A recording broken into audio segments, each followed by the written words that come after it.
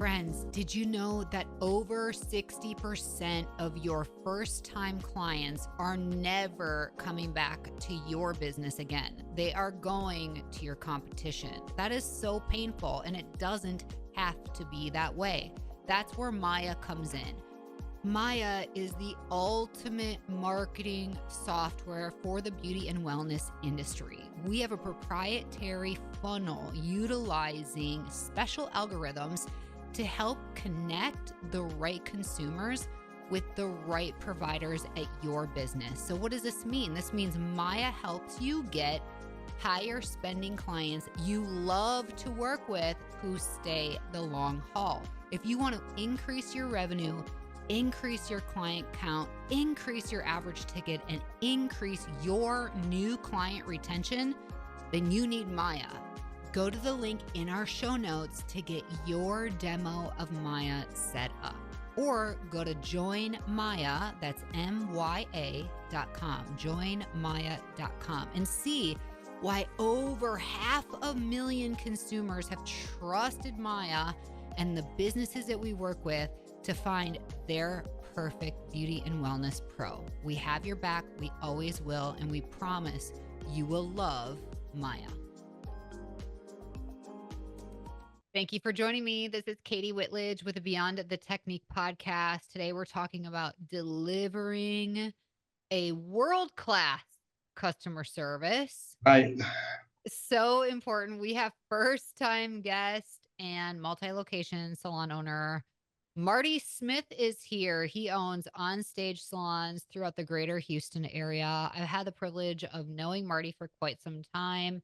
He was one of our early adopters of our technology and has just been such a fan and encouragement to my life as an entrepreneur. And hopefully he feels the same. But I know this man, and one thing he has is incredible drive, incredible emotional intelligence, and he's here today to share what makes On-Stage so special and how you can take what they're doing and apply it to your salon or spa as well. So without further ado, help me welcome Marty Smith. Welcome to Beyond the Technique. Okay, thank you so much for having me. I really appreciate being here. And when I saw you in Dublin, I knew I had to do this podcast. You told me a long time ago to do it, and I was like, yeah. But you encouraged me with your amazing speaking skills, so I had to jump in and chat with you. Well, thanks, Marty. And you have so much to share. You really lead with your heart. And I want to kind of get, because if people meet you, and by the way, if you're listening, you can watch today's episode on our YouTube channel. We have the link in our show notes for you to do that. It's always fun to see the faces behind the names. And if you did watch your first maybe impression of Marty, is that actually he's one of like Grant Cardone 10X bodybuilding supplement experts. Like he's like, especially here in Houston, right? So that's so fun. But not to be judgmental, but there's a party that would say, oh my gosh, you're in the beauty industry. How? And so tell us, let's go back to the beginning. What got you into the beauty industry? Well, I shared a little bit about that with you in Ireland. So what the funny thing is, I didn't really care much about the beauty industry at first. I just knew that I had trouble speaking to girls, and the best place to see girls in high school was the cosmetology department. So I jumped in that little school and enjoyed it quite a bit. Ended up doing quite well at it, clearly. Yeah, I would say you have a very hot wife. We'll get into Yeah, that part worked out well. What I didn't realize was I was going to love doing hair and love talking to people and just really enjoy the creative part of it. And later on, really enjoy the team building and the growth aspect of it that, quite frankly, I had no idea I was good at. That is so cool. So you started out doing hair, and then what led you, like, tell us your story of being a hairstylist and how did that transition into being a salon owner? Right. So first of all, I started out shampooing hair at Onstage Hair Salon, which I've currently bought into. Basically doing, shampoos, blow drying, picking up coffee, doing all the work that no one wants to do, but I found even that I enjoyed. So to me, it's like do the best you can wherever you are. And so I rocked that out. I was like the best shampoo tech. I was the best whatever they needed. So to me, that really kicked it off. And from there, opportunities just arose. When you're giving your all, I think people notice and they give you opportunities, even if you're muddling through things and not great at it. I love that. It speaks to your work ethic and just also your perspective of like really sort of climbing the ladder. So, where did it go where you had this opportunity to become an owner of Onstage?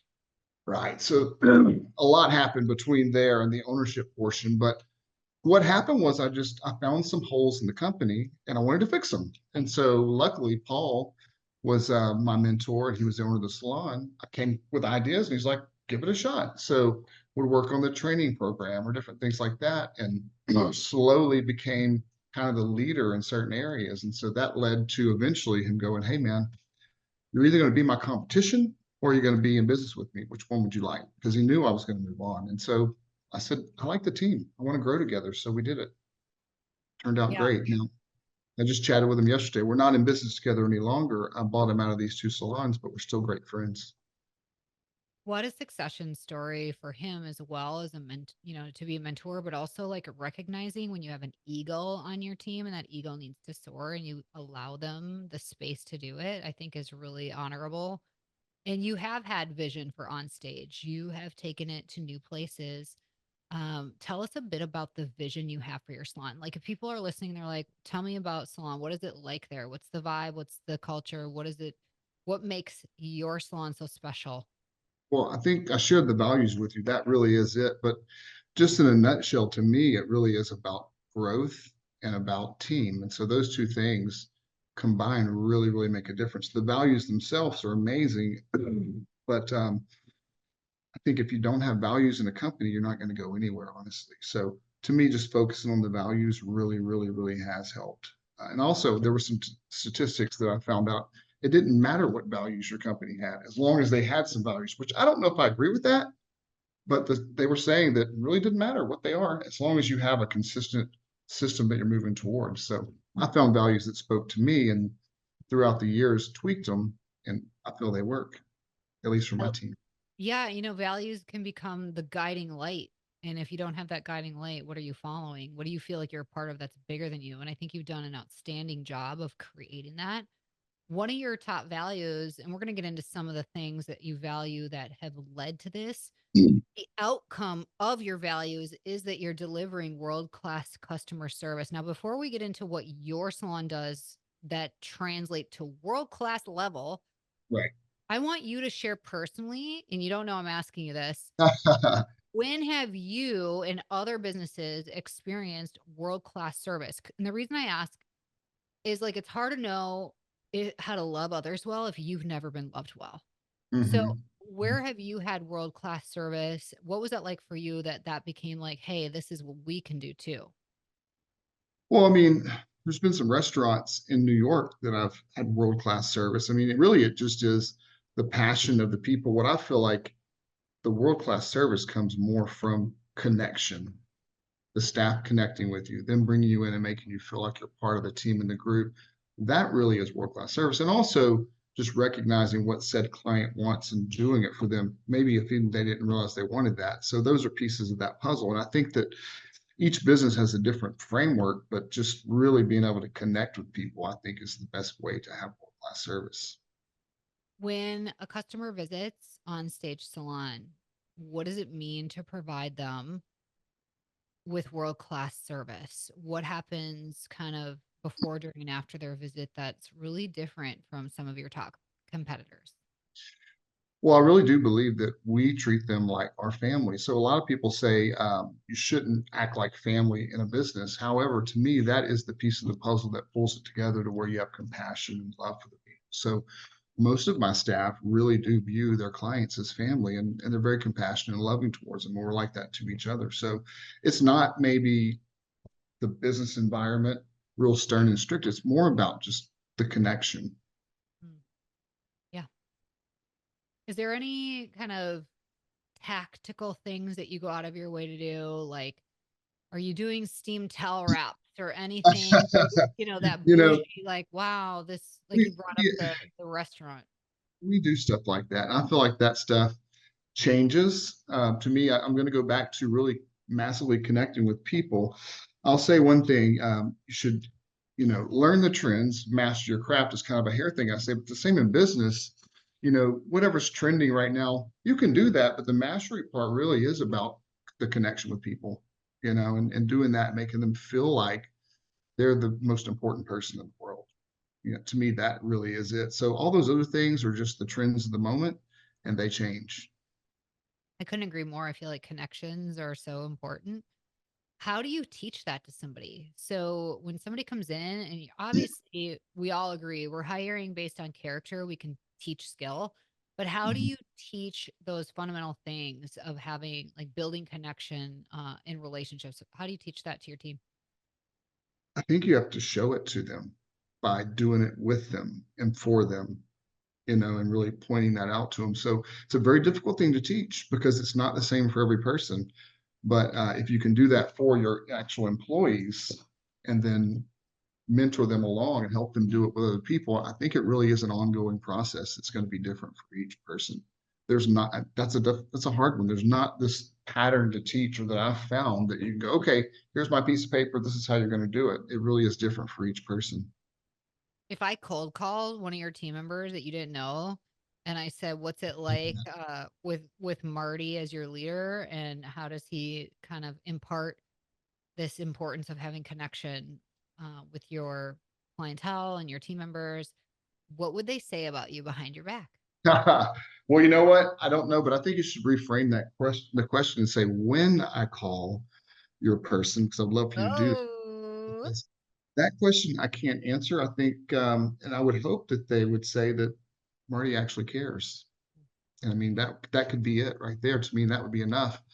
I would hope they'd say that. And to me, that's what I strive that they know that I do care. And I care in different ways. It's not just about giving them anything they want, it's about helping them grow. Sometimes that's not as pleasant as giving them anything they want. So maybe it could be just that short and simple.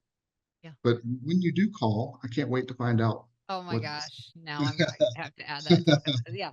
Well, they say, people don't care what you know until they know you care. So I love that you brought that up. There's other values that really drive this world-class customer service that your team provide. What are some of your values? Like, what's another value that you're like, this is so important to us at OnStage? Well, let me look at them because there's one I'm thinking of. I just want to make sure I get the actual verbiage right here.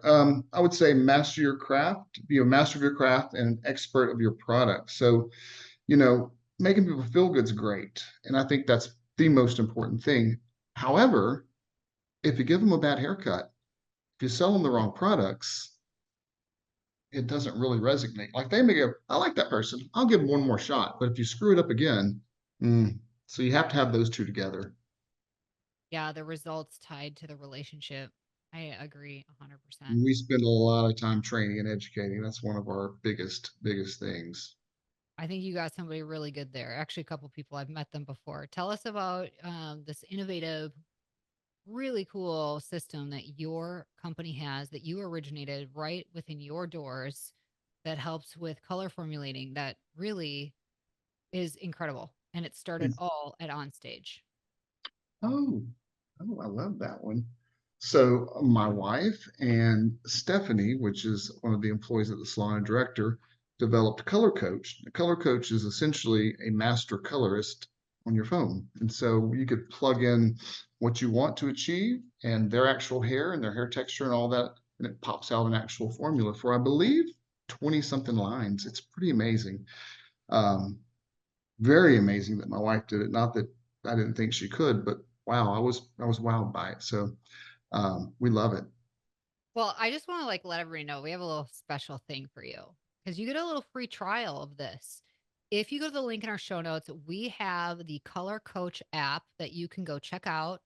Download the app, give it to your whole team. It's free Heck for yeah. like, yeah. And then, like Marty said, there's like every line possible, every major color line is in there.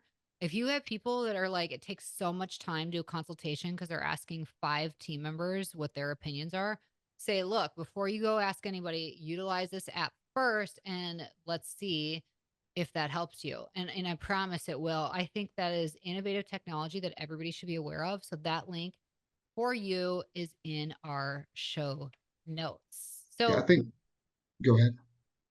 one of your values kind of tying to this is embracing and driving change. And it's kind of cool because when I hear your story, that's what you brought to the table for the previous owner is you saw what could be possible and you embraced something new and drove that change to happen. How do you continue to do that at on stage today? Yeah, that's a double-edged sword too, by the way. So you also, if that's your core, you have to really be conscious of pushing people and driving change because some people really can't handle it as well. So a soft approach to that is good. But for me, this business is all about change and it will continually be that. Now, business itself has a core that may never change, but what's next has to happen in this business. So continually pushing forward and then also asking the question of, am I the one holding the team back? Because the biggest chokehold on any business is the owner.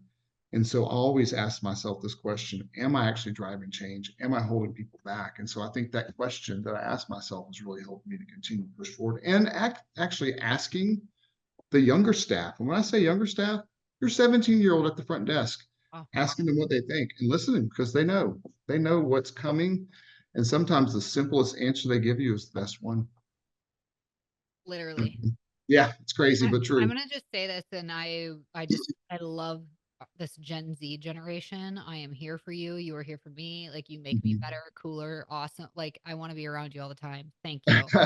And I struggle sometimes to relate with the women in my community that are around my age because they're like my age going on 60, and I'm my age going on 25, and I'll do That's it forever. right.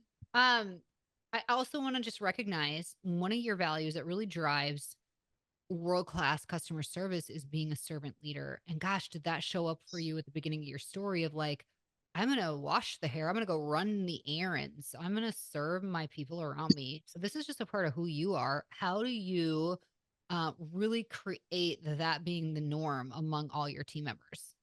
That's a hard one. And I'm going to tell you why, because, and this is what happens with many people is when you start growing in a company or anything, you become the manager or the director. You want to tell people what to do. You want to step in and be served. And the ultimate leader is a servant. And I think once again, just modeling that is the way to do it. But you also have to have those tough conversations and go, by the way, yes, you are a director, and maybe you should go make coffee for your associate. And so there's just things that you tell. And the thing is, once they start doing that, they'll realize the effect it has on people. It's amazing. Being a servant leader to me is super important. What else do you feel is important or that you highly value that drives your company's ability to provide this world-class customer service? Well, we talked a little about education. However, I didn't mention this, but I negotiated a long time ago with Wella and some of the other groups that I would have top artists in my salon always. And so to me, you train with the best to be the best. So I make sure that my staff, which some of them don't realize, but we have the best in the world there. We really do. And so um, they can just really, really grow. And I think they start realizing it when they see them on stage in other places. They go, wait, they were in our salon. That's right. You know, so that's a Okay. huge. I also want to bring this up because for owners listening, this is a superpower for you. And I feel like it's going to help a lot of owners because a lot of owners listening to this podcast would all raise their hand and say, we have a great culture, we have values. And Right. they probably do because this is like a great group of highly growth oriented people. But not every owner has the guts or the know how to negotiate for what they want. I know that you have this, you do it in everything. Tell me, how did Stubborn. you learn this skill? And what kind of advice would you give people listening if they want to get better at negotiating? Well, I think first you have to know what you want, and that's the key, and know why you want it. And if you're going to negotiate something, you have to actually mean what you say. So if you say, if this doesn't happen, then I'm going to do this, you have to mean it. And people feel that. So for instance, when I was negotiating with one of the bigger companies to get quite a bit of cool things, it really was this simple. We're going to get X, Y, and Z, or we're going to leave. And I don't like to do that, but it was the truth. and so we got everything we wanted. So that's a piece of the puzzle. Let me just rephrase, like, just to summarize, you gotta be willing to walk away from the frickin' Yeah, deal, right? Like, yes, yes, there's no doubt. what That else is, have you learned in negotiations that's really helpful for people? oh man, Can there negotiations. be a can there b let me just can I offer? Yep, Okay. let's So, hear it. it doesn't have to be somebody wins and somebody loses, right? How No. do you craft a win-win? Well, okay, we'll go back to that situation. For me, what was I asking for? I was asking for one, a bit of a discount on things, but I was asking for massive education. And what I told them was, I keep my staff for a very long time. They need to be connected with your company. If they're connected with your company, they're going to sell more. And they have. In fact, we're number two in Houston for sales with wellness. So I was right, and I brought that to the table. And now that I chat with them about stuff, they remember that. So I did fulfill my side of the bargain as well. That is a gutsy move because, like, you're banking on the performance of your team, which means you have a lot of trust in their capabilities. So I like that. I like that about you, and not I everybody have the maybe best team in have the that. world. Yeah. Yeah. Well, let's get into that because owners listening are like, gosh, how long do your people stay with you? And what's the secret to that? Because that is Mm. a a highly desired outcome. Well, as I'm saying that, I just had someone that's been with me for years leave. And so I've got two people that have been with me 20 years, and this other person's been with me for a long time, which I've done a lot of great things for, left. And so, you know, you can't win them all, and you have to suck it up and move on. And so there's a piece of that that sometimes we think we have to keep them forever. We're not going to keep them forever. And I do keep them for 20 plus years. So, how do you keep them? I think it goes back to caring. But then you also, and I witnessed this with other owners, and I wanted to bring this up. If you give your heart and soul and they leave, you can get jaded. And that's the most important thing, is to not take away from people that stay with you because someone leaves. I've seen owners do that. I've seen them get hard and cold, and you can't do that. You have to continue to give. And so that's important. And I'm going to tell you, if you own a salon, you're going to feel it. Yeah. Don't get hard and cold. I think people need to hear that message because it is easy to have a hardened heart over feeling like you've been let down. But people are in your life for a reason, a season, or a lifetime. And so I love that you brought that up. And you've just done extraordinary things with your business, and it has taken the whole team and everybody being on board to go towards the same goals. I'm curious, Marty, what are your top goals yet for 2025? Great question. For me, right now, I'm working on getting Vish locked into place so that we can charge better for our color. And honestly, um, I just want to get my company in a place to where it's making a good profit, to where I can put it back into the company and grow the team. So I know that seems simplistic, but I've been focused on the back end of the company and actually having a business that profits. So what has taken me 20 years to get to the point where I'm really feeling like I've gotten that all ironed out. So that's it, really just getting a profit point of, here's the number, 10%. And I know that that doesn't sound like a lot, but in hair salon world, that's about where it hits.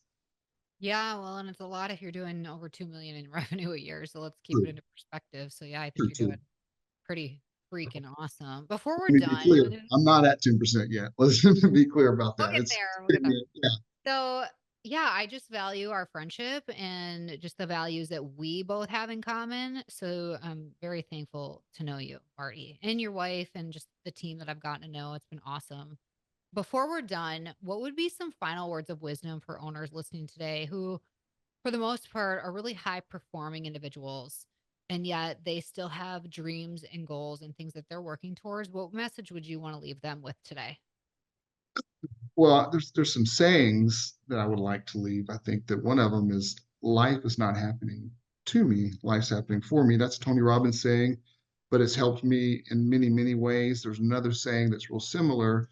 In every problem, there's a seed of equal or greater opportunity. So whenever things are hard and tough, stepping back and asking yourself the question, where's the opportunity in this? That's hard to do sometimes when things are tough. But if you have a business, they're going to be tough a lot. So if you can step back and really ask that question and answer it, it's going to be huge for you. It's huge. Thank you so much. You and I are going to work really hard on living in the gain at all times. Yes, for sure. And I'm I just grateful. appreciate you being here. Thank you so much, Marty. Thanks for having me. It's amazing. And thank you all for joining us here week after week. If you appreciate this platform, please leave us a 5-star review wherever you're listening so that more people like yourself will discover Beyond the Technique, where we're here to change the way that you are supported in your business. Until next time, have an awesome day and stay strong.